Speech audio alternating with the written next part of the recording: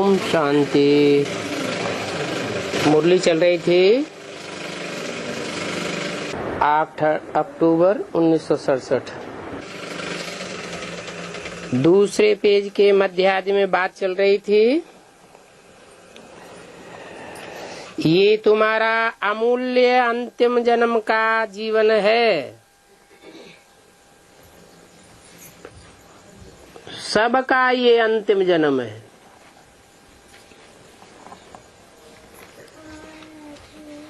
सारी दुनिया का ध्वंस करने के लिए एटम बम बन चुके हैं।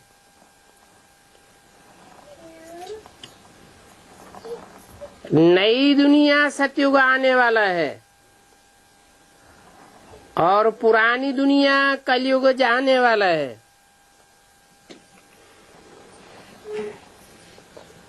नई दुनिया में आने वालों के लिए ये अमूल्य जीवन है।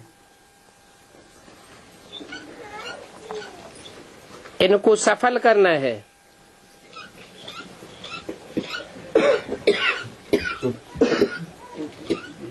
तुम ब्राह्मणों की इज्जत बहुत ऊंची है।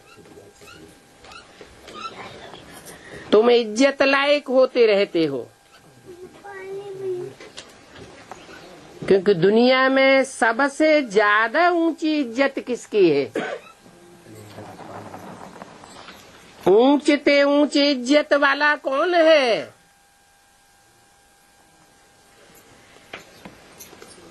नहीं पता। शिव बाबा। जो ऊंचते ऊंची इज्जत वाला शिव बाबा है, उसको दुनिया के हर धर्म के लोग इज्जत देते हैं। क्रिश्चियंस गॉड फादर के रूप में, मुसलमान अल्लाह के रूप में। अल्लाह माना ऊंचे ते ऊंचा, और हिंदू उसे भगवान कहते हैं। इससे जास्ती ऊंची इज्जत वाला कोई होता नहीं है। और तुम बच्चे ऊंचते ऊंचे बाप के ऊंचते ऊंचे बच्चे हो।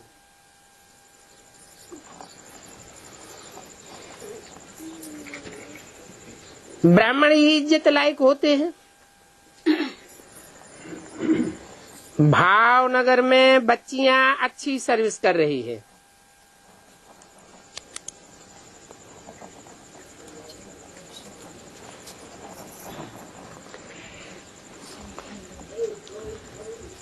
जिनकी भावना अच्छी होती है जरूर अच्छी सर्विस करेंगे। अहमदाबाद में भी सर्विस वृद्धि को पाए रही है।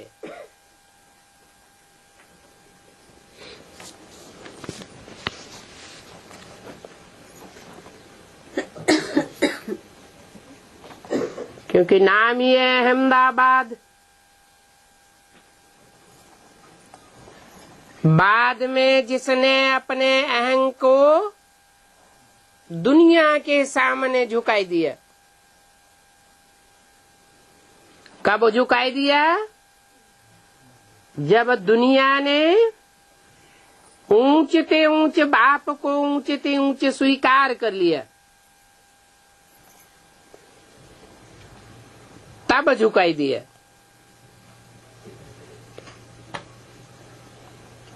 तुम्हारा बड़ा कॉलेज है और बड़े से बड़ा पढ़ाने वाला है, उससे ऊंच पढ़ाई पढ़ाने वाला कोई होता नहीं है। वो पढ़ाने वाले टीचर्स होते हैं, डॉक्टर बनावेंगे, सर्जन बनावेंगे, इंजीनियर बनावेंगे, मिनिस्टर बनावेंगे, कलेक्टर बनावेंगे। और ये ऐसा ऊंचे से ऊंचा टीचर है, सुप्रीम टीचर, जो विश्व का बादशाह बनाता है। फिर जो जितनी पढ़ाई पढ़े, ऐसी पढ़ाई पढ़ाने वाला कभी किसी ने देखा नहीं होगा।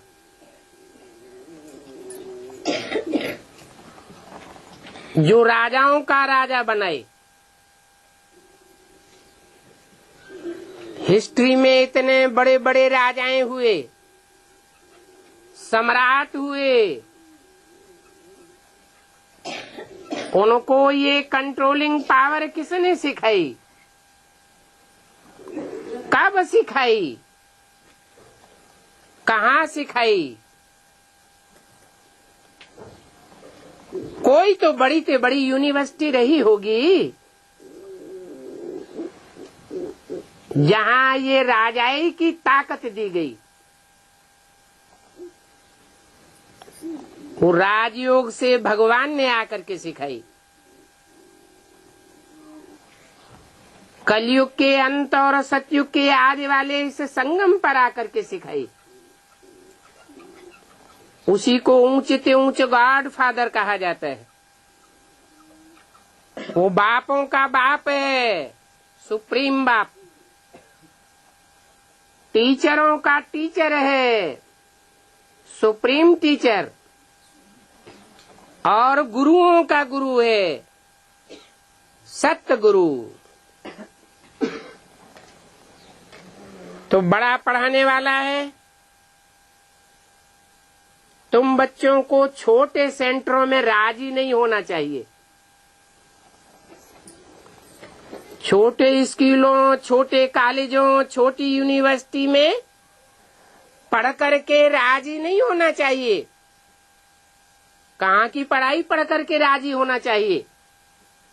जो ऊंचे से ऊंचे पढ़ाने वाला ऊंचे से ऊंचे यूनिवर्सिटी आकर के खोलता है। यूनिवर्स माना सारी दुनिया, जहाँ सारी दुनिया की सदगति होती है। ऐसी यूनिवर्सिटी में पढ़ करके तुमको राजी होना चाहिए। कोशिश करनी चाहिए बड़े से बड़े सेंटर बनाने की, बड़े से बड़े सेंटर में पहुंचने की, जहां बाप बैठे हैं पढ़ाई पढ़ाने के लिए। मनुष्यों को ऊंचे ऊंचे बाप के तुम ऊंचे ऊंचे बच्चों की पहचान तो है ही नहीं। वो नहीं जानते हैं कि भविष्य में तुम बच्चों का कितना ऊंचा मर्तबा होने वाला है। जंगली बुद्धि है। शास्त्रों में भी दिया हुआ है, विनाश काले विपरीत बुद्धि। किनकी विपरीत बुद्धि? जो इस कांटों के जंगल की दुनिया के जंगली बुद्धि है। लौकिक बाप को जानना और पारलौकिक बाप को न जानना, तो उनको जंगली जानवर ही कहेंगे ना।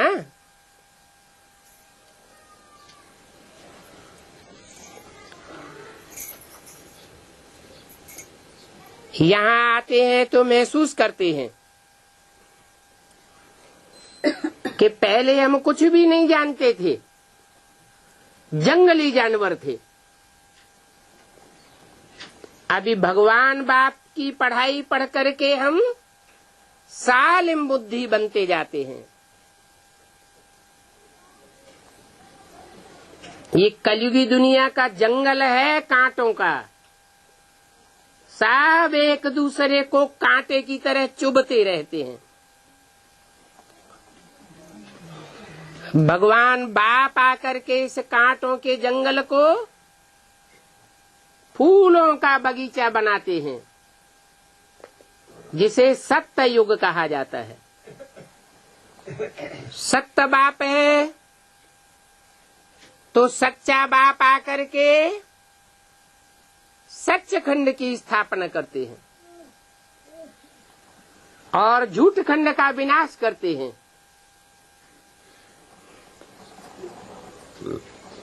बगीचा तो सतयुग का ही है, जहाँ यथा राजा रानी तथा प्रजा होते हैं।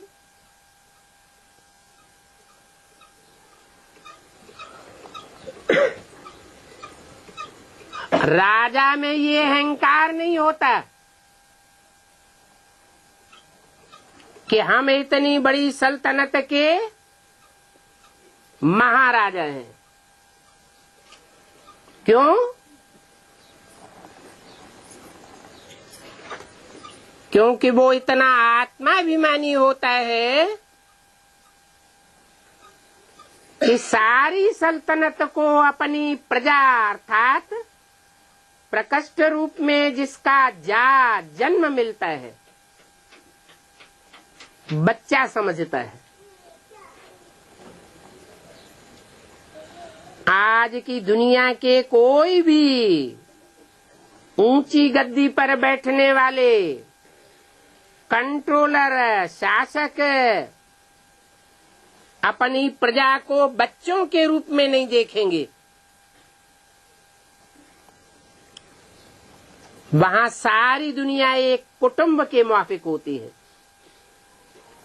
सारी दुनिया एक परिवार के माफिक होती है। परिवारजन जैसे महाराजा के बच्चे हैं। बच्चा भी कहेगा मेरी राजाई है। किसी को वहाँ देहभान नहीं होता है, कोई वहाँ अनुशासनहीन नहीं होता है जो कोई के ऊपर शासन करना पड़े। सब रूहानियत की औलाद हैं, रूहानी स्टेज में रहने वाले हैं, रूहानी प्यार जताने वाले हैं।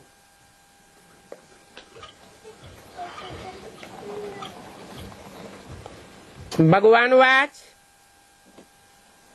यहाँ इस दुनिया में तो है सब आसुरी संप्रदाय, दुखदाई कांटों के जंगल में रहने वाले ये बंदरों से भी बदतर हो गए। आजकल तो बंदरों को भी सब कुछ सिखाते हैं। बाप कहते हैं इनकी शिकल मनुष्य जैसी है परंतु इनके कर्तव्य बंदरों जैसे हैं। जैसे बंदर में 5 विकार सब जानवरों से जास्ती होते हैं। काम विकार भी भोगेगा,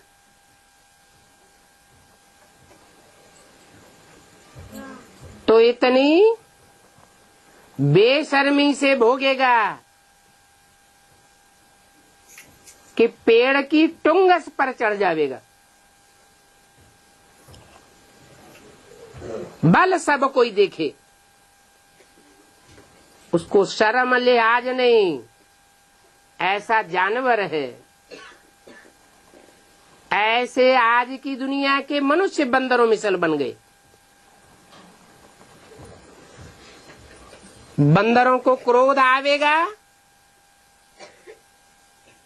तो ये नहीं देखेगा ये मेरी माँ है, ये मेरी बहन है, ये मेरा बाप है।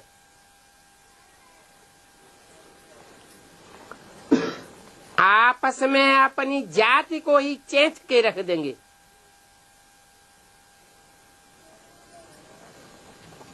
लोभ ऐसा होता है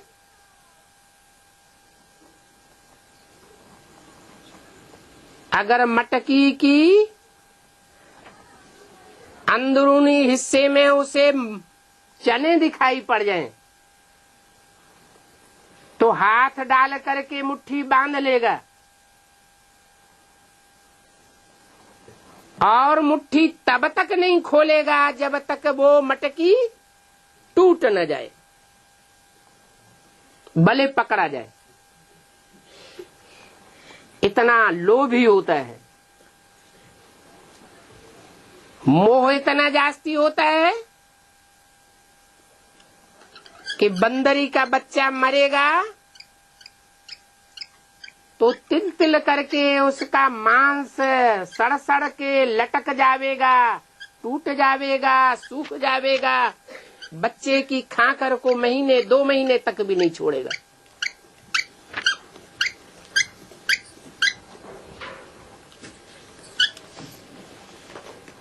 और अहंकार इतना होगा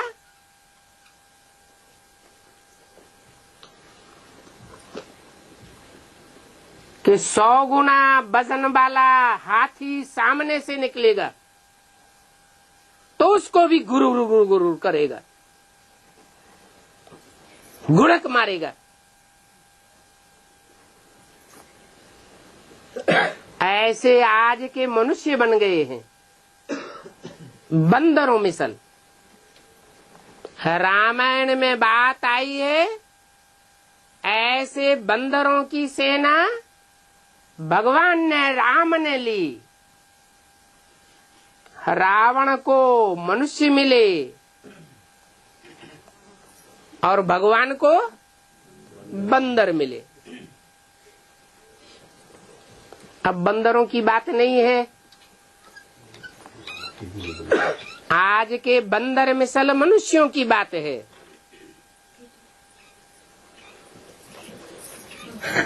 ये बंदर से भी बदतर हैं। अपने देवी देवताओं की महिमा गाते हैं, खुद को नहीं देखते हम कैसे बन गए हैं। अभी तुम बच्चे जानते हो 5 विकारों रूपी माया क्या हाल कर देती है।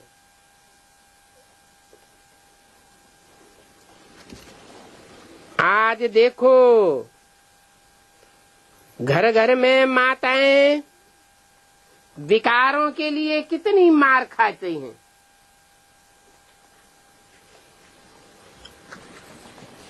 कोई पूछने वाला नहीं है। भगवान जब आते हैं तो अबलाओं पर अत्याचार का गायन है। भगवान बाप आकर के बहुत बड़ा ऑर्डिनेंस निकालते हैं। ऑर्डिनेंस है, पवित्र बनो,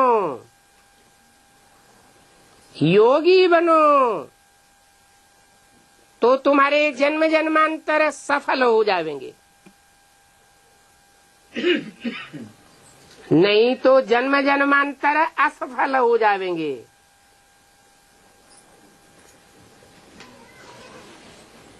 तुम्हारी है पांडव गवर्नमेंट।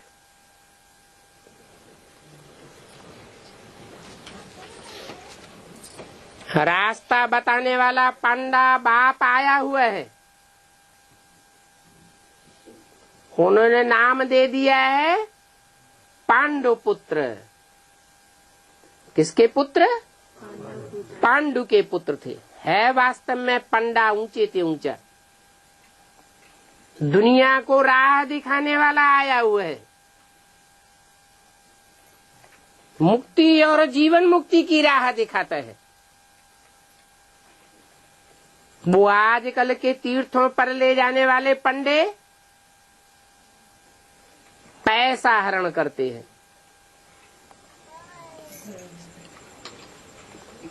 तीर अर्थात ठिकाना एक किनारे पर नहीं ले जाते, ठिकाने पर नहीं ले जाते। ये विषय सागर है, विषय वैतरणी नदी है ये दुनिया। इस विषय सागर रूपी दुनिया के उस पार एक किनारे नहीं ले जाते। तीर माना किनारा। वो झूठे पंडे हैं। असली किनारा दिखाने के लिए बाप आया हुआ है। कहते हैं अभी तुम इस पार हो, विषय वैतरणी नदी के मझधार में हो। मैं तुम्हें पार लगाने के लिए आया हुआ हूँ। सतयुग रूपी क्षीर सागर में ले जाऊंगा।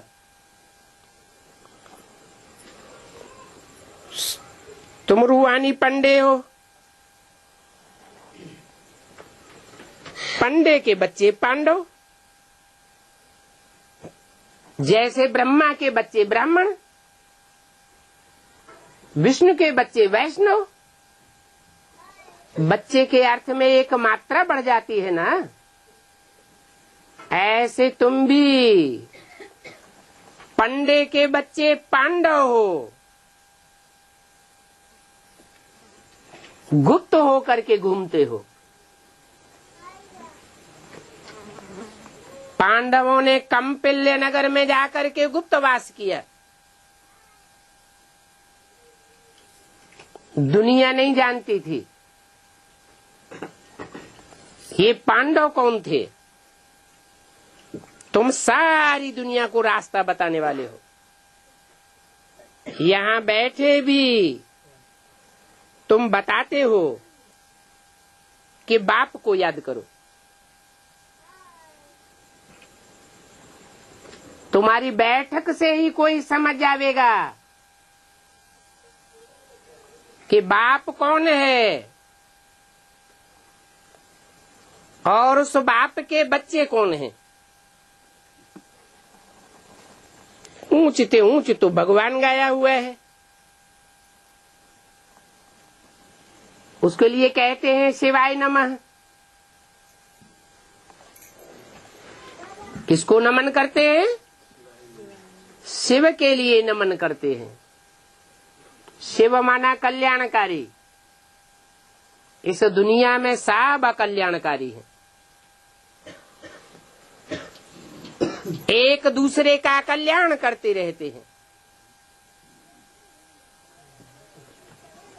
एक ही कल्याणकारी है जो सदा शिव कहा जाता है। झूठा होगा तो कल्याण जरूर करेगा, अकल्याण जरूर करेगा। और जो सदा सच्चा होगा तो सदा कल्याण करेगा। उसको कहा जाता है सदा शिव।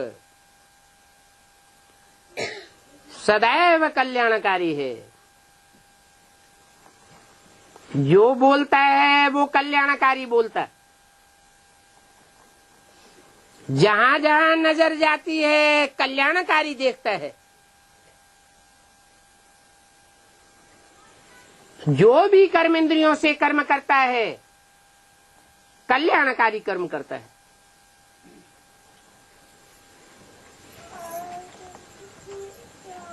इसलिए उसको सदा शिव कहा जाता है। तो पहले कहेंगे ऊंच ते ऊंच परमात्मा शिवाय नमः। फिर कहेंगे ब्रह्मा विष्णु शंकर देवताय नमः।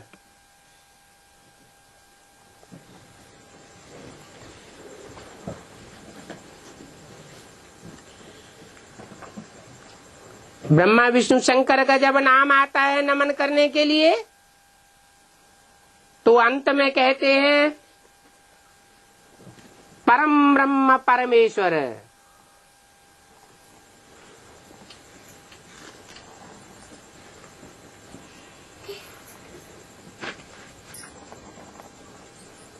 वो ज्ञान का सागर है,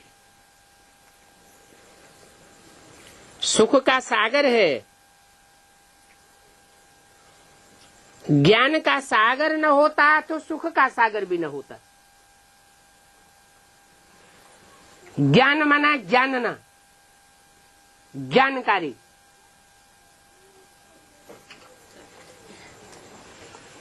जानकारी काहे की?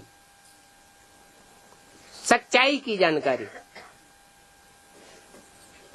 दुनिया में सत्य क्या है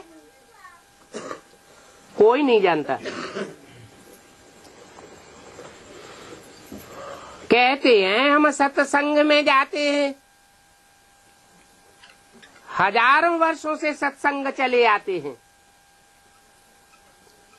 सत्संग में जाने से सत्गति होनी चाहिए, फिर दुर्गति में जा रहे हैं या सदगति में जा रहे हैं। राक्षस संप्रदाय बनते जा रहे हैं या देवता बनते जा रहे हैं। सत्संग में जाने से क्या बनना चाहिए? नर से नारायण जैसे बनना चाहिए, नारी से लक्ष्मी जैसा बनना चाहिए। परंतु और ही बड़े से बड़े राक्षस एटम बम बनाने वाले बनते जा रहे हैं। सारी दुनिया का ध्वंस करने के लिए तैयार बैठे हैं। इतने क्रोध में हैं कि उन्हें ये भी नहीं दिखाई पड़ता कि ऐसा खतरनाक बारूद तैयार करके उसका उपयोग करेंगे तो हम भी खलास हो जाएंगे। बनाते बनाते बना तो लिया, लेकिन उसका उपयोग करने में उनको डर लगता है, कहीं हम भी खलास न हो जाए। लेकिन जो चीजें बनाई है वो उपयोग में तो आवेगी ही। आज नहीं तो कल उपयोग में आवेगी। परंतु भगवान बाप आया हुआ है, वो नई दुनिया बनाने के लिए आया हुआ है। नई दुनिया का नया संगठन जब तक नहीं तैयार हो जाता है तब तक ये एटम बमों का विस्फोट रुका हुआ है। उस संगठन का नाम है माला। माला रूपी संगठन जो हर धर्म में माला घुमाई जाती है, वो श्रेष्ठ आत्माओं का संगठन है। और मालाएं अनेक प्रकार की हैं। फर्स्ट क्लास माला 8 की,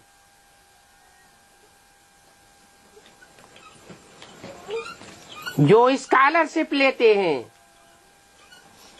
जन्म जन्मांतर के राजाएं महाराजाएं बनते हैं। उन 8 को भगवान बाप शिव शंकर भोलेनाथ के रूप में उन 8 मणकों को सर के जटाजूट में रखते हैं। जैसे कोई बाप होता है, कोई बच्चे को बहुत प्यार करता है तो सर के ऊपर बिठा लेता है। कहते भी हैं इनको तो सर के ऊपर बिठाया हुआ है।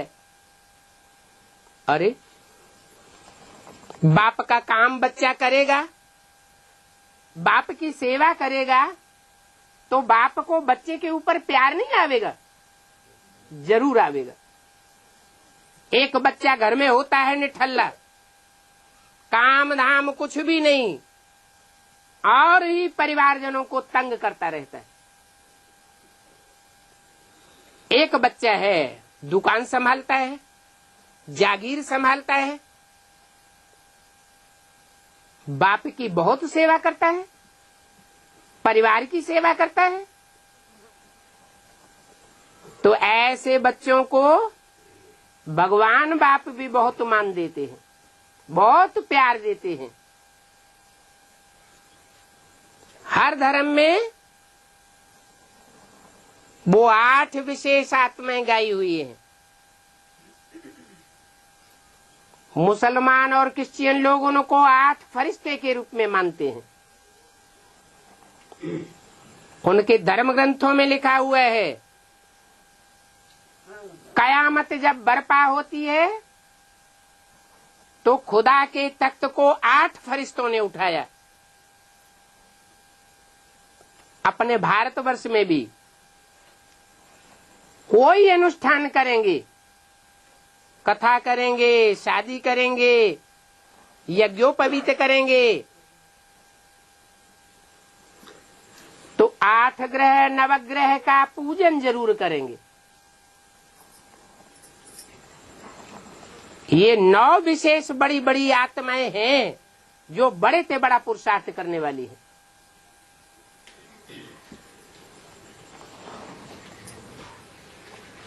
ऊंचे से ऊंचे परिवार के स्थापना करने वाली है।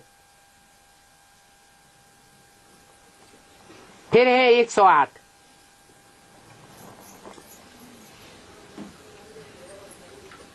ये है फर्स्ट क्लास माला।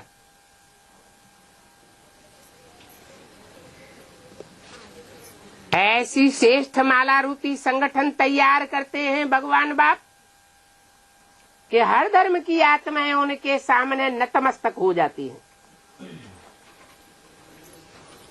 चाहे क्रिश्चियन हो, मुसलमान हो, बौद्धी हो, सब धर्म के लोग उस माला का स्मरण करते हैं।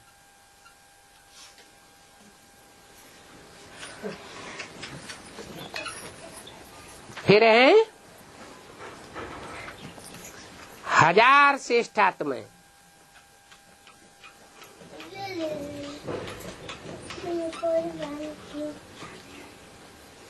विष्णु सहस्त्र नाम के रूप में उगाई जाती है।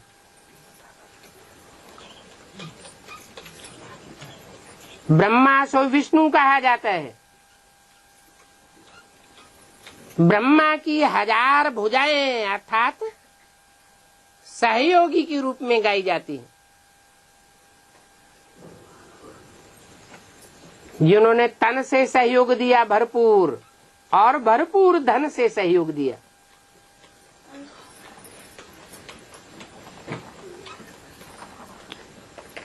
याद करने का पुरुषार्थ उतना किया या नहीं किया, लेकिन सहयोग भरपूर दिया। वो 1000 ब्रह्मा की भुजाएं भगवान के सहयोगी के रूप में गाई जाती है। और आज के झूठे गुरु लोग जो अपन को भगवान समझ करके बैठते हैं, शिवोहम का नारा लगाते हैं, हम ही शिव हैं, ब्रह्मास्मि, हम ही ब्रह्मा हैं। वो अपन को टाइटल धरा लेते हैं, श्री श्री 1008 स्वामी अमुक अमुक सच्चिदानंद परमानंद महाराज।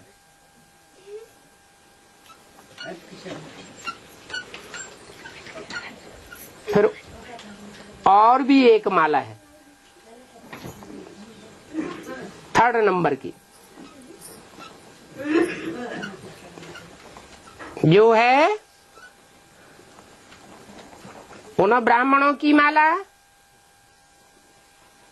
जो गोप गोपियों के रूप में गाए हुए हैं। 16,108 गोप गोपियां, जिन्होंने पांडव बन करके गुप्त पुरुषार्थ किया था।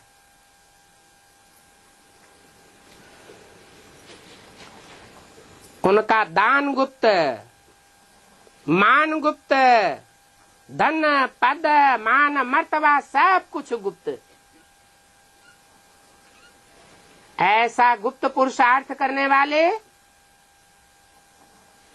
श्रेष्ठ माला के मणके आज भी पुराने पुराने मंदिरों में गरारी पर रखे हुए, जिनको 4-4, 8-8, 10-10 मिलकर के खींचते हैं।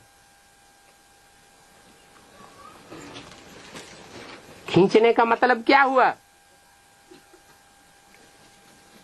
अंत में ऐसी स्थिति आवेगी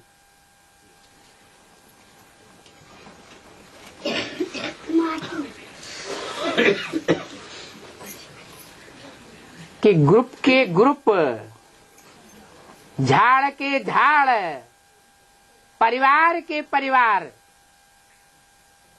इस ज्ञान में खींचे चले आवेंगे। पूरे परिवार कन्वर्ट हो जाएंगे। देहधारी गुरुओं को छोड़ देंगे,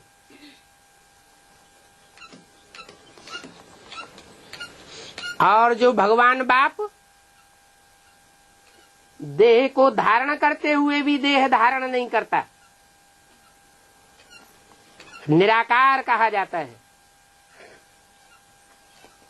आंखों से देखते हुए भी नहीं देखता, कानों से दुनिया की ग्लानि सुनते हुए भी नहीं सुनता, ऐसा कलंकीधर का पार्ट बजाता है। वो भगवान संसार के सामने छुपा रुस्तम बाद में खुले के अनुसार सारे संसार के सामने अंत में प्रत्यक्ष हो जाता है।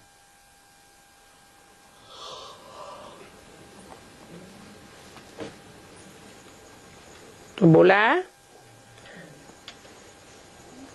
ऐसे माला बनाने वाले बाप को याद करना चाहिए। माला माना संगठन श्रेष्ठ आत्माओं का। भगवान बाप आते हैं तो उनको पता रहता है कि कौन कौन से देवताएं जो हिंदू बने द्वापर युग से और हिंदू बन करके दूसरे दूसरे धर्मों में कन्वर्ट होते रहे। क्योंकि दुनिया में तो पहले एक ही धर्म था, आदि सनातन देवी देवता धर्म, जो बाद में पवित्र न रहने के कारण हिंदू अपन को कहलाने लगे। वो हिंदू आज से 2500 वर्ष पहले देवताएं थे। जब से दूसरे धर्मों के धर्म पिताओं ने, देह अभिमानी गुरुओं ने आना शुरू किया तो उनके प्रभाव में आ गए, चपेट में आ गए। इब्राहिम, बुद्ध, क्राइस्ट, गुरु नानक, इनके प्रभाव में आकर के उन्होंने धर्मों में कन्वर्ट होते चले गए। हिस्ट्री में ये बात प्रसिद्ध है कि हिंदू ही दूसरे धर्म में कन्वर्ट हुए हैं, दूसरे धर्म के लोग हिंदू नहीं बने। ऐसे ऐसे देवता धर्म का विनाश होता चला गया। सारे हिंदुस्तानी दूसरे दूसरे धर्मों के प्रभाव में आकर दूसरे धर्म में कन्वर्ट होते चले गए, और धर्मों की जनसंख्या बढ़ती चली गई और हिंदुओं की जनसंख्या कम होती चली गई, कमजोर पड़ गए।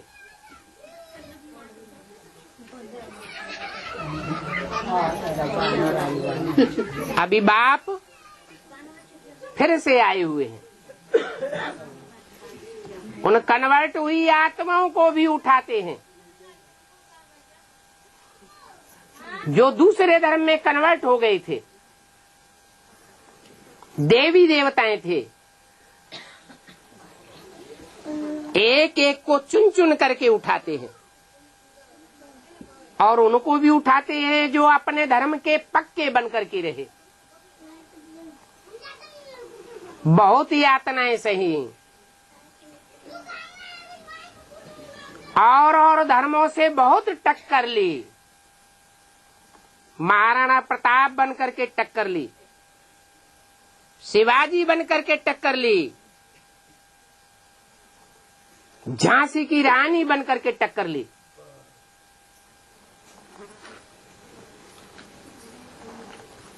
बल अस्त व्यस्त हो गए, परंतु हार नहीं मानी। परंतु माया ऐसी है कि आखिरी ने सांप को धूल चटाई देती है। ये माया रूपी रावण है, जो 10 धर्मों का रूप धारण करके आज संसार में बैठा हुआ है।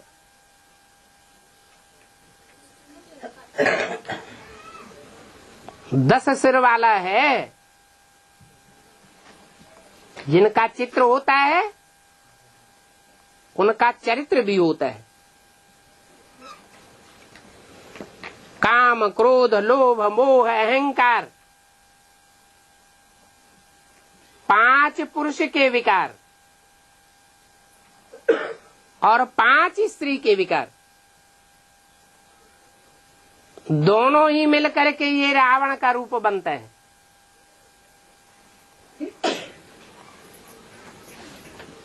प्रकृति के 5 तत्व तामसी बन जाते हैं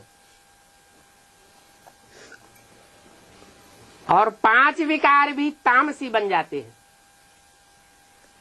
दुनिया की हर चीज 4 अवस्थाओं से पसार होती है।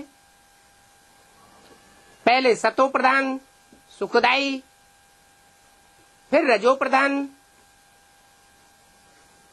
उससे पहले सतो सामान्य और अंत में तमो प्रधान। द्वापर के आदि में पहले मनुष्य इतने विकारी नहीं होते थे जितने आज विकारी हैं। प्रकृति के 5 तत्व भी, पृथ्वी, जलवायु, अग्नि, आकाश, इतना प्रकोप नहीं करते थे जितना आज प्रकोप करने पर तुले हुए हैं। एटम बम फटेंगे तो सारी पृथ्वी डोलायमान हो जाएगी, अपना बैलेंस खो देगी। पृथ्वी तो मुख्य तत्व है, तो मुख्य तत्व जब डोलायमान होगा तो जलवायु, अग्नि, आकाश ये भी विकराल रूप धारण करेंगे। आज की दुनिया के मनुष्यों ने जो पंप एंड शो फैलाया हुआ है, पिछले 100 वर्ष के अंदर 100 मार की बिल्डिंगें बनाते चले जाते हैं। समझते हैं यही स्वर्ग है। ये ताश के पत्तों की तरह बिल्डिंगें टूटेंगी। दुनिया की बड़े से बड़ी जनरेशन का विनाश भूकंप से होगा।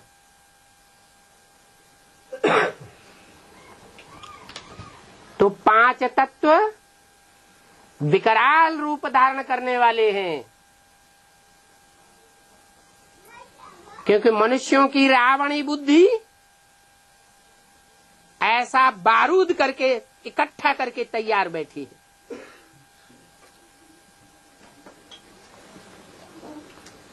भगवान बाप आते हैं तो श्रेष्ठ श्रेष्ठ मनुष्य आत्माओं को हर धर्म से चुनते हैं और चुन चुन करके उनको ब्राह्मण बनाते हैं। ब्रह्मा के मुख में प्रवेश करके। ये ब्रह्मा कौन है? कहते हैं ब्रह्मा को 4 मुख थे, चतुरानन कहा जाता है। ये कोई और आत्मा नहीं है, ये भारतवर्ष की प्रसिद्ध आत्मा है जो सारी सृष्टि पर हीरो हीरोइन का पार्ट बजाने वाली है। राम कृष्ण की आत्माएं हैं जो 16 कला संपूर्ण बनती हैं। भगवान बाप उनको नर से नारायण 16 कला संपूर्ण बनाता है गीता ज्ञान देकर। खुद कलाओं में नहीं आता है, उसका खुद का टाइटल है कल्पांतकारी, कलातीत, कलाओं से परे, कलातीत कल्याण कल्पांतकारी। राम कृष्ण की आत्माएं और हम बच्चे 16 कला संपूर्ण भी बनते हैं सतयुग आदि में, और कलयुग अंत में आज कलाहीन बन चुके, कोई गुण नहीं। अभी भगवान बाप सर्वगुण संपन्न बनाते हैं तो मालाएं तैयार हो रही हैं।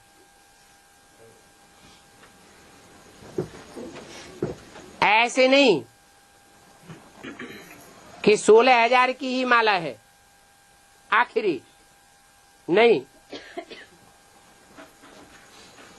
रुद्र यज्ञ जब रचते थे भक्ति मार्ग में तो लाख शालिग्राम बनाते थे। ये शालिग्राम हम आत्माओं की यादगार है। उन लाख आत्माओं के भी नंबर डिक्लेयर होने हैं। कौन लाख की स्टेज में आवेंगे?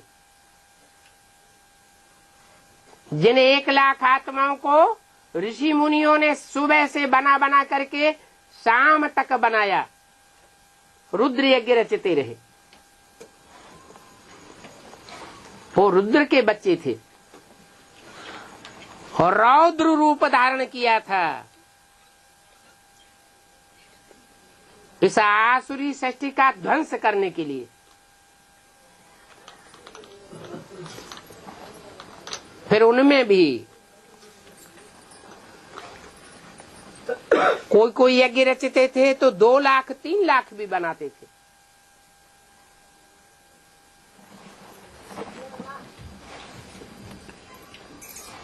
ये 3-4 लाख आत्माएं बल सतयुग की प्रजा वर्ग में आती हैं, पहली डायनेस्टी में। लेकिन पहले जन्म की प्रजा भी में कुछ खसूसियत होती है जो और धर्मों की प्रजा में खसूसियत नहीं होती। उनको कहा जाता है सूर्यवंशी, डायरेक्ट सूर्य बाप के बच्चे, चंद्रवंशी भी नहीं। फिर हैं इस्लाम वंशी, बौद्धी वंशी, क्रिश्चियन वंशी, मुस्लिम वंशी, उत्तरोत्तर नीची कोटि की आत्माएं जो पृथ्वी पर बाद बाद में उतरती रहती हैं, पृथ्वी का पाप का बोझा बढ़ाने के लिए।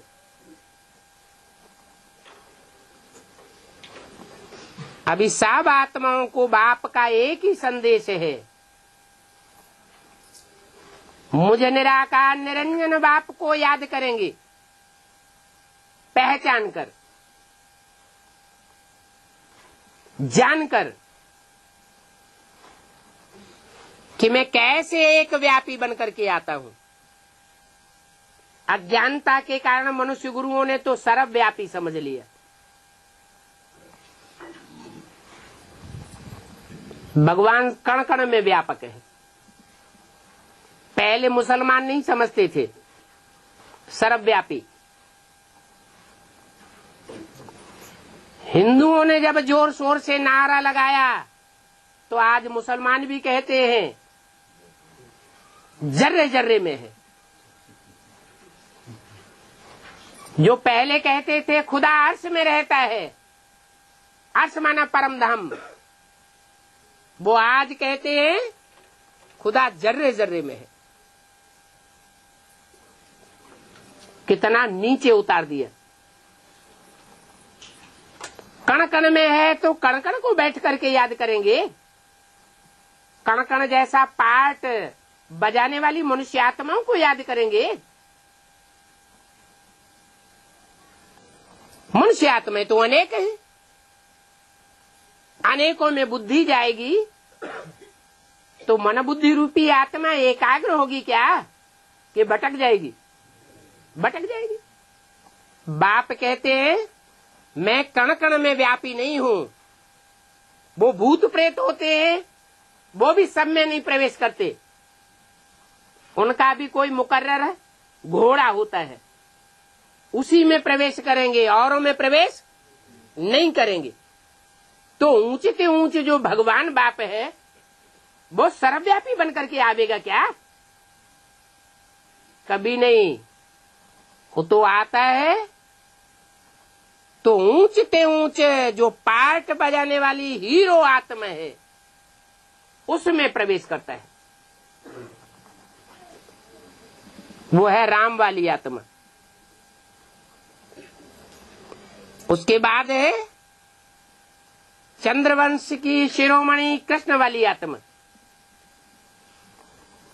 कृष्ण चंद्र कहा जाता है। ये दो विशेष आत्माएं हैं जो सारी दुनिया के बीच हीरो और हीरोइन का पार्ट बजाने वाली है। ये दुनिया एक रंगमंच है। नाटक का रंगमंच होता है ना, इस रंगमंच पर हमें स्टार रूपी आत्माएं, ज्योति बिंदु रूपी आत्माएं, जिसकी यादगार में भ्रकुटी के मध्य में बिंदी लगाते हैं, टीका लगाते हैं।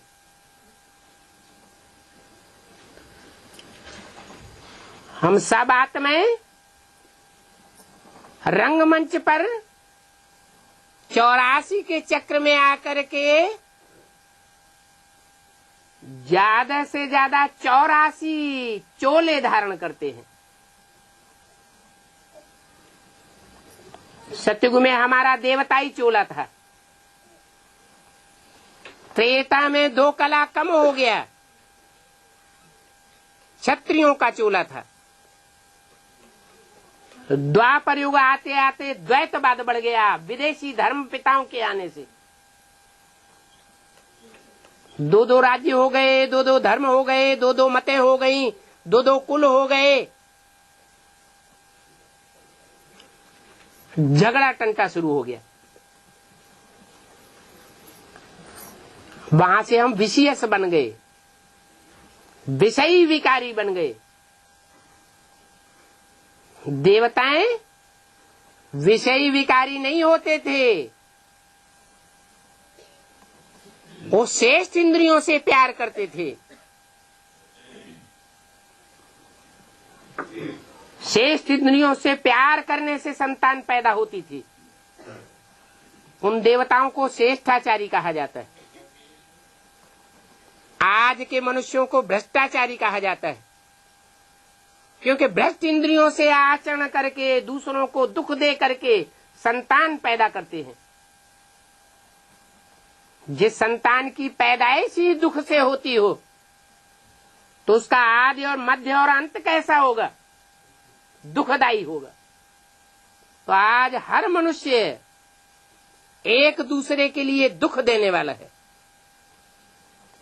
भगवान बाप आकर के ऐसी भ्रष्टाचारी संतान को पलट करके, भ्रष्टाचारी मनुष्य आत्माओं को पलट करके श्रेष्ठाचारी देवता बना रहे हैं। फुल श्रेष्ठाचारी जो बनते हैं वो है 9 लाख सितारे।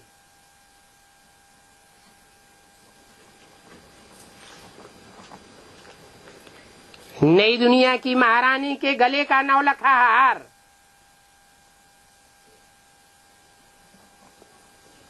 इतना प्रसिद्ध है। बहुत श्रेष्ठ आत्माएं हैं वो। 9 लाख आत्माएं, उनमें 4.5 लाख हैं नई दुनिया में जन्म लेने वाले बच्चों के रूप में, जो थोड़ी कम पुरुषार्थी होंगी, चंद्रवंशी।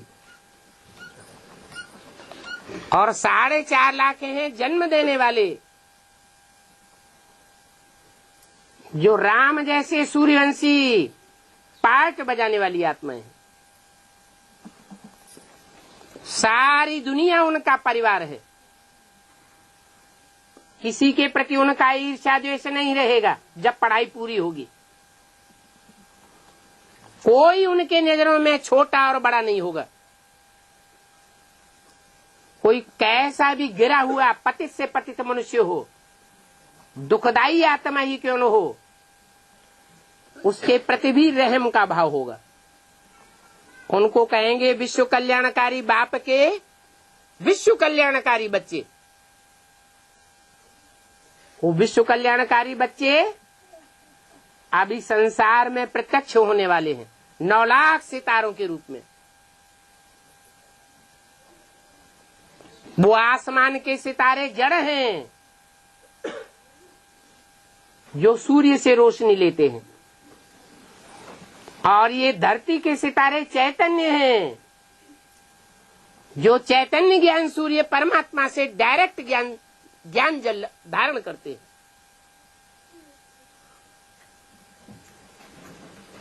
ये 9 लाख आत्माएं अगले 30 वर्षों के अंदर जो भयंकर विनाश लीला होने वाली है,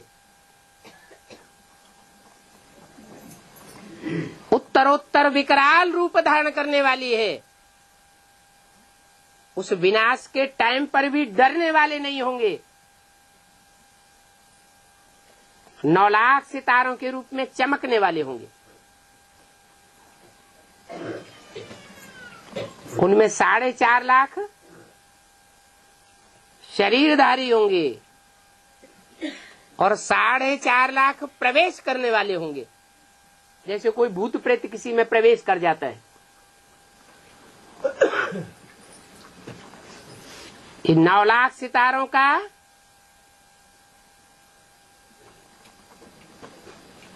जो पुरुषार्थ है वो सारे संसार को रोशन करेगा। दुनिया में एक ही धंधा रह जाएगा, ज्ञान का लेना और ज्ञान का देना। सृष्टि की शुरुआत होती है ब्रह्मा से। ब्रह्मा के मुख से ब्राह्मण निकले। कोई मशीन नहीं रखी थी ब्रह्मा के मुख में जो ब्राह्मण निकलने लगे। तो परमात्मा बाप जिस ब्रह्मा के तन में प्रवेश करता है, ज्ञान सुनाता है मुख से, उस मुख के ज्ञान को धारण करने वालों को और दूसरों को धारण करने वालों कराने वालों को ब्राह्मण कहा जाता है। इसलिए शास्त्रों में लिखा हुआ है ब्रह्मा के मुख से ब्राह्मण निकले। पंडित आचार्यों ने उसका स्थूल अर्थ उठा लिया। अभी बाप आकर के शास्त्रों का सच्चा अर्थ बताते हैं,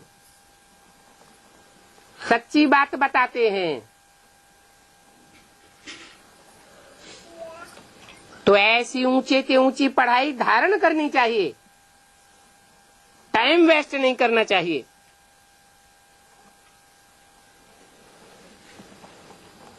ऐसा श्रेष्ठ ज्ञान देने वाले बाप को ही याद करना चाहिए।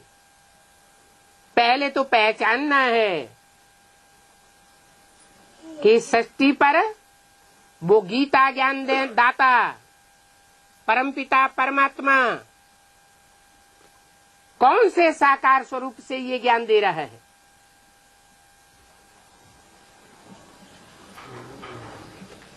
भक्ति मार्ग में उसको महादेव के रूप में गायन है। देवदेव महादेव 33 करोड़ देवताओं का गायन है, लेकिन उन 33 करोड़ देवताओं में सबसे ऊंचे से ऊंचे देवता का पार्ट बजाने वाला महादेव कहा जाता है। एक ही ऐसा देवता है जिसका नाम शिव के साथ जोड़ा जाता है। उसके अलावा कोई दूसरा देवता हो तो नाम बताओ।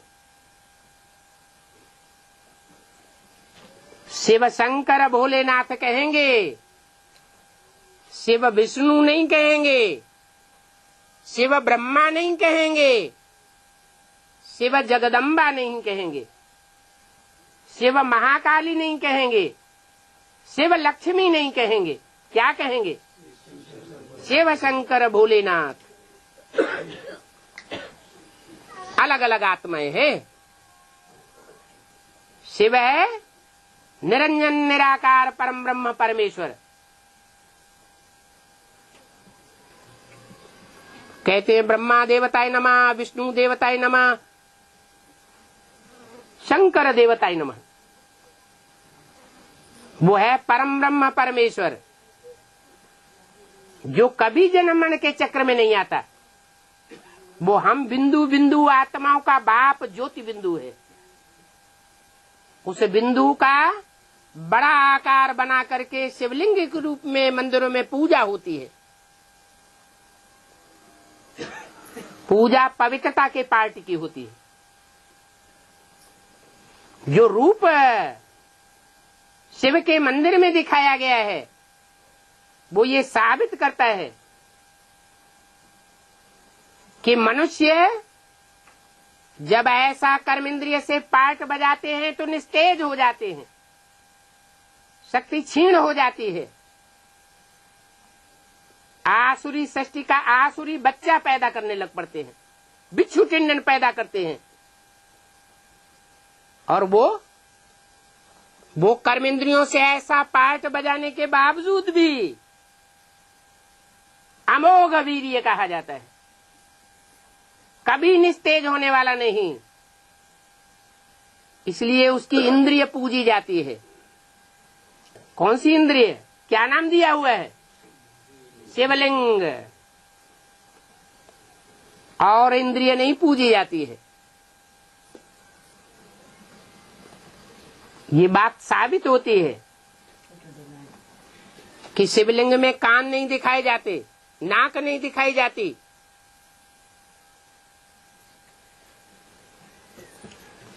ये साबित करता है कि संसार में मनुष्य जो भी कर्म करते हैं, वो सारे ही कर्म वो करता है।